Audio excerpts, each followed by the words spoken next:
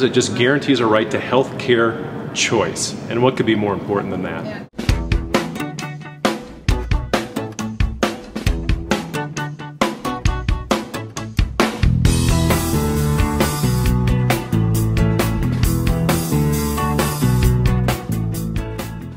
Welcome to Free Colorado News. I'm Ari Armstrong.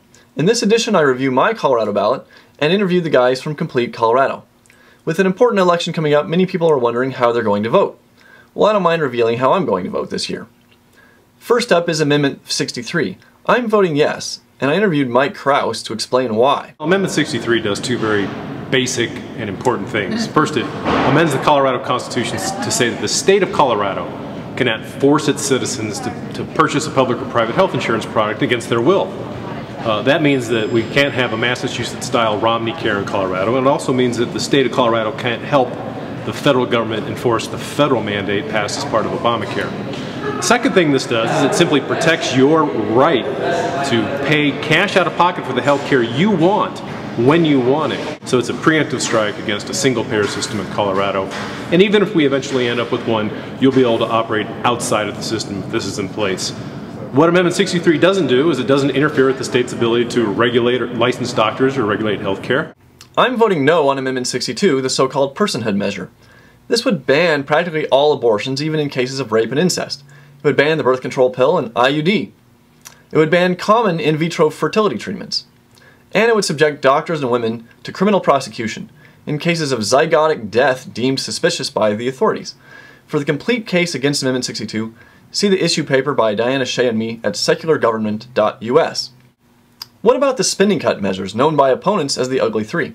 I'm voting no on Amendment 60 because it would backfill local tax funding on education with state tax funding. To me, that moves in the wrong direction in terms of putting state government in charge of education. Amendment 61 would eliminate most debt at the state and local level. I'm voting no for a couple of reasons. First, the main issue for me is what you're spending the money on. Plus, I think you can debate the mechanism by which you spend on a case-by-case basis. I am voting yes on Proposition 101 because it's a straightforward tax cut on income tax, vehicles, and telecommunications. But what about roads? As long as they're government controlled, I favor dedicated tax funds through use taxes such as the gasoline tax. I'm voting no on Proposition 102 regarding bail bonds. My friends at the Colorado Criminal Justice Reform Coalition argue that the measure would hurt low-income defendants as well as cost taxpayers more money for jails. Now on to the major electoral races. In the U.S. Senate race, I'm going to vote for Ken Buck because he seems like the best guy to uphold fiscal responsibility.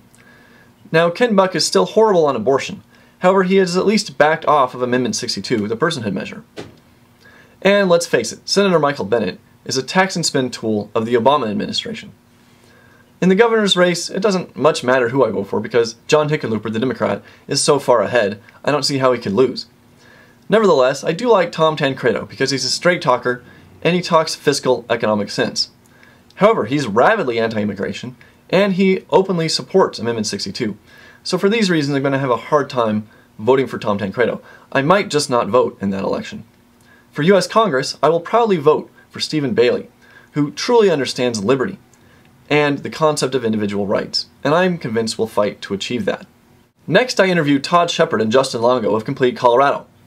What we do at Complete Colorado every day is we go to 20 or 30, sometimes 40 or 50 different websites trying to find the most relevant news to all of Colorado. We try to de-emphasize car wrecks and house fires. We're looking for things that really are going to have an impact on society. So we focus on politics and stories that show how Coloradans are deciding how to govern themselves all across the state. We update our site about 5 times a day. And so basically we are your homepage. If you want to know what's going on in Colorado, come to CompleteColorado.com and in one instant you'll have all of the latest, greatest news in Colorado. It looks exactly like the Drudge Report, so everybody that's familiar with the Drudge format will be immediately familiar with our site. Check out my book about Harry Potter's heroic fight for values at valuesofharrypotter.com.